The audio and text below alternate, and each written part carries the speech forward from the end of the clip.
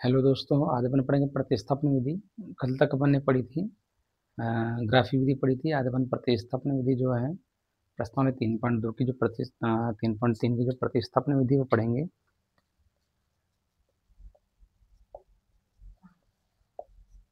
प्रतिस्थापन विधि जो दो चरों वाले रैखिक समीकरण है, इस दो चरों वाली रैखिक समीकरण के अंतर्गत हमें तीन विधियां पढ़नी है। पहले तो ग्राफी विधि पढ़नी थी जो अपन पढ़ चुके हैं। आज अपन प्रतिस्थापन पढ़ेंगे, फिर विलोपन विधि पढ़ेंगे। परीक्षा की दृष्टि से देखे जाए तो तीनों विधियां इंपॉर्टेंट हैं, जो कि उसमें से अपन एक पढ़ चुके हैं। आज प्रतिस्थापन पढ़ेंगे। तो जो प्रश्नावली 3.3 उसका पहला ही सवाल क्या है कि निम्नलिखित तरह के समीकरणों को प्रतिस्थापन विधि द्वारा हल कीजिए। तो अपने पास दो चर वाले रैखिक समीकरण में पहली समीकरण है कि x प्लस वाई बराबर 14 और दूसरे x माइनस वाई बराबर 4। x माइनस वाई बराबर 4 ये समीकरण नंबर 1 है और इससे प्रश्न समीकरण नंबर 2 दे देते हैं अपन नाम। अब इन दोनों समीकरणों से अपने को प्रतिस्थापन करनी है। प्रतिस्थापन का मतलब होता है एक समीकरण का मान निकाल कर दूसरे में स्थापित करना, प्रतिस्थापना करना। एक का मान निकालना है, दूसरे का मान डालना है। तो मैं समीकरण 1 को ले लूँ। यहाँ पे समीकरण 1 अपने पास x प्लस वाई बराबर जो 14 है, इसको मैं इसमें x की वैल्यू निकालूँ तो x बराबर 14 प्लस के y, इसका पक्षांतर करेंगे तो यहाँ आ जाएगा माइनस का y। और यहाँ इसको अपन नाम देते थे समीकरण नंबर 3। अब जैसे अपने पास समीकरण नंबर 3 आई, समीकरण नंबर 3 में जो x की वैल्यू आई है, उस x की वैल्यू को अपन समीकरण नंबर 2 में डाल देते हैं। चाहे तो अपन 1 से भी निकाल लें, चाहे 2 से भी निकाल लें, किसी भी समीकरण से मान निकाल सकते हैं।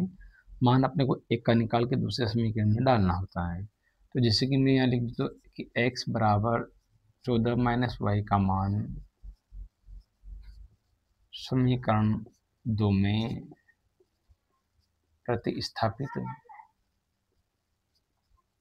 करने पर, यानी दूसरे में समीकरण रखने पर, देखो समीकरण नंबर 2 अपने पास x माइनस वाई बराबर 4 में जहाँ जहाँ x आएगा वहाँ पर इस समीकरण का मान डाल देता हूँ। तो यहाँ से x आ गया अपने पास, तो x की जगह में लिख लूँगा 14 माइनस वाई, ये माइनस के y बराबर के 4।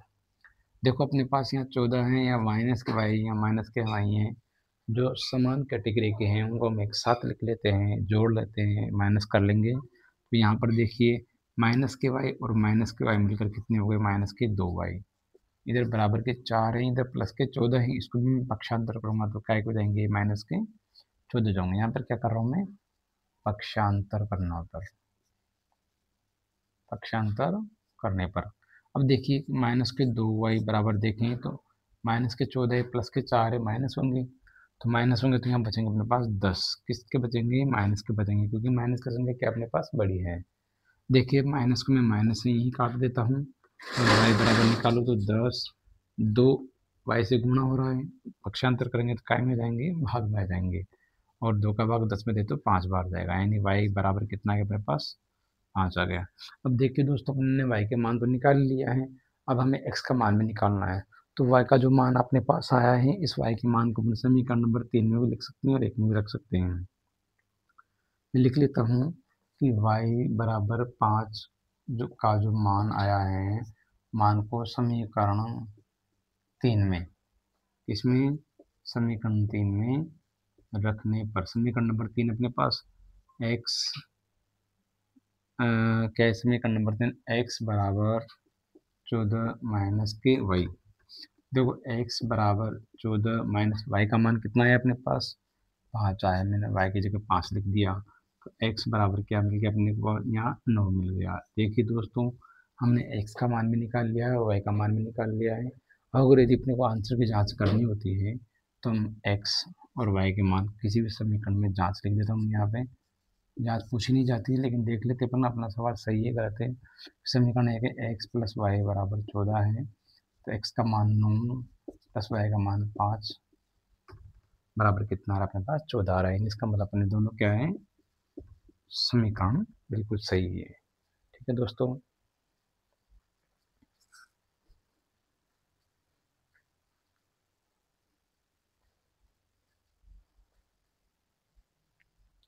इसके बाद अपने पास सवाल नंबर 2 आता है।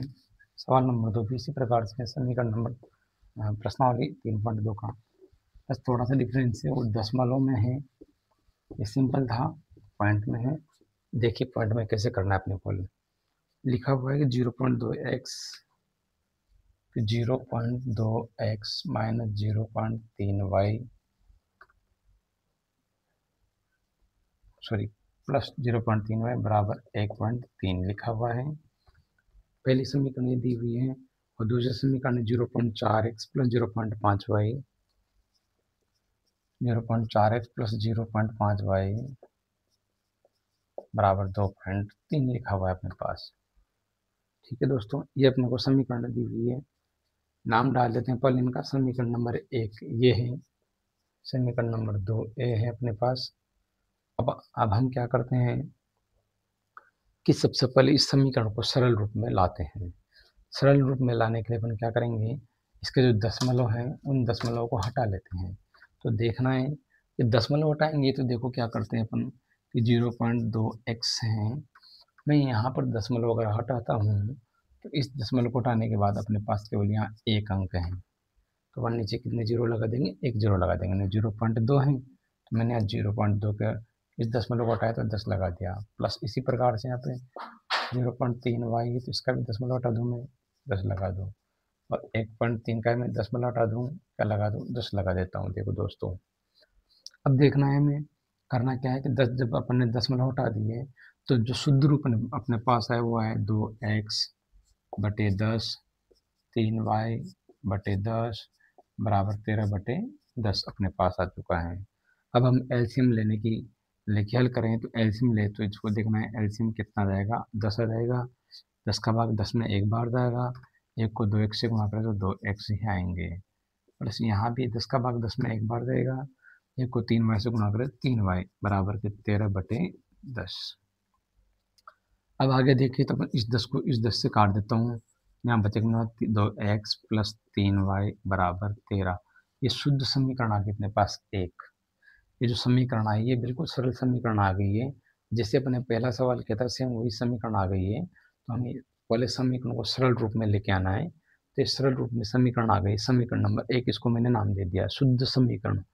समीकरण नंबर 2 देखें तो समीकरण नंबर 2 में भी यही करना है कि 0.4x में अपने दशमलव हटाएंगे, 10 का भाग देंगे। 0.5y में भी मैं पॉइंट हटाऊंगा, 10 का भाग दूंगा बराबर 2.3 में पॉइंट हटाऊंगा तो 10 का भाग दे लूँगा मैं। सेम वही प्रक्रिया यहाँ करेंगे। दशमलव हटाने के बाद यहाँ अपने पास बचे 4x बटे 10 प्लस 5y बटे 10 बराबर 23/10 बच गए। एलसीएम वाली प्रक्रिया यहाँ पर भी करनी है। एलसीएम ले लिया 10, 10 का भाग 10 में एक बार, एक को 4x से गुणा किया तो 4x प्लस फिर 10 का भाग 10 में एक बार, एक को 5y से गुणा किया तो 5y बराबर यहाँ पर भी 23/10। देखिए दोस्तों 10 को 10 से मैंने काट दिया है, बचे अपने पास 4x प्लस 5y बराबर 23 बचा। इसको नाम डाल देता हूँ समीकरण नंबर 2। अब समीकरण 1 और समीकरण 2 को हम सही रूप से लिख लेते हैं एक जगह पे। 2x प्लस 3y बराबर 13 और इधर 4x प्लस 5y बराबर 23, जो अपने पास समीकरण नई आई थी, जो ये मैंने यहाँ पर लिख दिया है। अब अपने को प्रतिस्थापन विधि करनी, तो प्रतिस्थापन विधि में अपने एक समीकरण का मान निकाल के दूसरे समीकरण में डालते हैं। तो मैं क्या करता हूँ, जो समीकरण नंबर 2 है इसी से मान निकाल लेता हूँ मैं। देखो 4x बराबर 23, 5 एक का पक्षांतर करूँगा तो मैं पक्षांतर करूँगा तो यहाँ प्लस के 5y हैं, उधर जाएंगे तो माइनस के 5y हो जाएंगे। फिर x बराबर निकालूंगा तो 23 माइनस 5y, यहाँ 4 गुणा में है, इधर लाएंगे तो भाग में हो जाएंगे। इसको नाम डाल देता हूँ समीकरण नंबर 3। ये क्या किया अपन ने, आप इसका पक्षांतर किया है। क्या किया है, पक्षांतर करने पर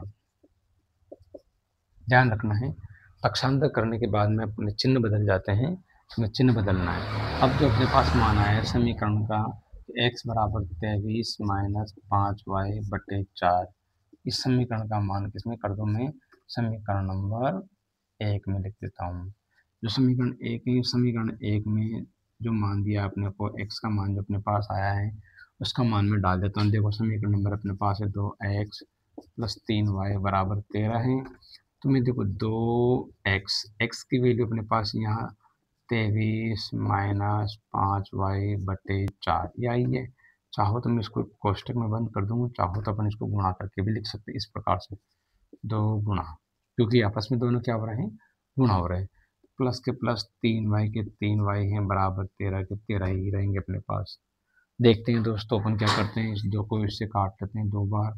यहाँ बचे अपना 23 माइनस 5y/2 प्लस के 3y बराबर के 13। हमने देखा कि यहाँ पर बटे में या बटे में नहीं तो इसके जगह में कितना मान लेता हूँ, 1 मान लेते हैं अपन। और हम 1 मानने के बाद में दोनों का एलसीएम लेंगे तो ये दोनों का एलसीएम कितना आ जाएगा, 2 आ जाएगा।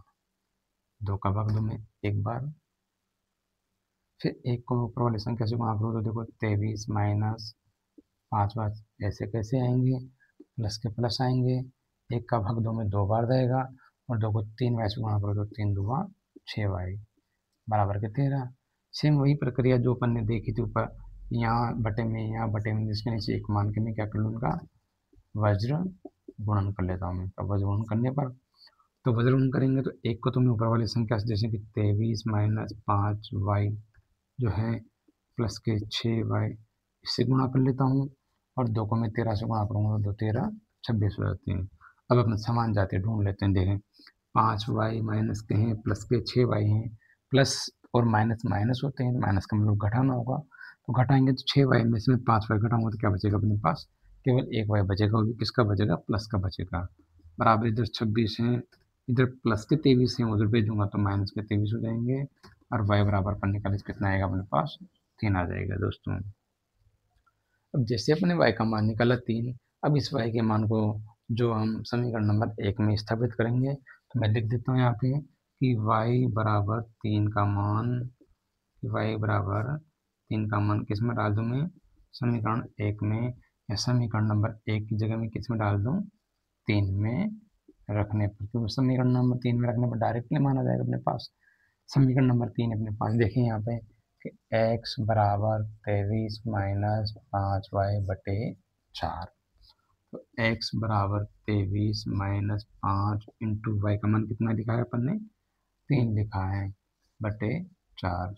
x बराबर 23 माइनस 5 दिए 15/4, तो x बराबर घटाएंगे तो कितना बचेगा, 8 बचेगा, और 8/4 को काटेंगे तो 2 बार, यानी x का मान कितना आ गया अपने पास, 2 आ गया, और y का मान कितना आ गया था, 5 आ गया था। तो इस प्रकार से अपने को प्रतिस्थापन विधि में मान स्थापित करना है, एक समीकरण का मान डालना होता है और एक समीकरण में रखना होता है, इस प्रकार से करना है अपने को।